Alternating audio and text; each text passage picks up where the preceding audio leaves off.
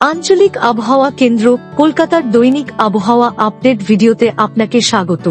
রাজ্যের সর্বত্র শুষ্ক আবহাওয়া ছিল। দক্ষিণবঙ্গের সর্বনিম্ন তাপমাত্রা ছিল শ্রীনিকেতনে 10.7 ডিগ্রি সেলসিয়াস।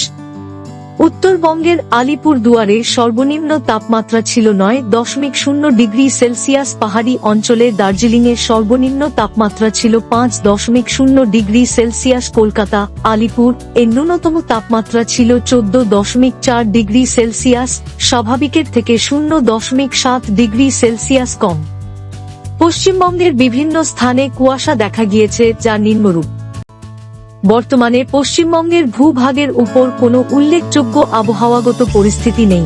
আগামীকাল সকালে দক্ষিণবঙ্গের পশ্চিম বর্ধমান, বীরভূম, মুর্শিদাবাদ এবং উত্তরবঙ্গের দার্জিলিং, কুচবিহার, জলপাইগুড়ি, মালদা, উত্তর ও দক্ষিণ দিনাজপুর জেলার 1-2টি স্থানে ঘন কুয়াশা থাকার সতর্কতা জারি থাকছে। বাকি দিনগুলোতে কোনো আবহাওয়া সতর্কতা বার্তা নেই। প্রধানত শুষ্ক আবহাওয়া থাকবে।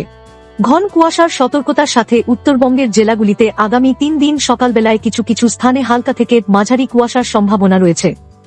দক্ষিণবঙ্গের ক্ষেত্রে আগামী 24 ঘন্টায় কিছু কিছু স্থানে হালকা থেকে মাঝারি কুয়াশা এবং পরবর্তী 24 ঘন্টায় দক্ষিণবঙ্গের জেলাগুলির 1-2টি স্থানে হালকা থেকে মাঝারি কুয়াশার সম্ভাবনা থাকছে। উত্তরবঙ্গ আগামী 7 দিনে তাপমাত্রায় উল্লেখযোগ্য পরিবর্তনের সম্ভাবনা নেই। দক্ষিণবঙ্গের জেলাগুলিতে আগামী 3 দিনে রাত্রিকালীন তাপমাত্রা তে কোনো উল্লেখযোগ্য পরিবর্তন হওয়ার সম্ভাবনা নেই। এরপর পরবর্তী 2 দিনে কিছু কিছু স্থানে ধীরে ধীরে 2 থেকে 3 ডিগ্রি সেলসিয়াস তাপমাত্রা হ্রাস পেতে পারে এবং তার পরবর্তী 2 দিনে তাপমাত্রায় উল্লেখযোগ্য কোনো পরিবর্তন হওয়ার সম্ভাবনা নেই।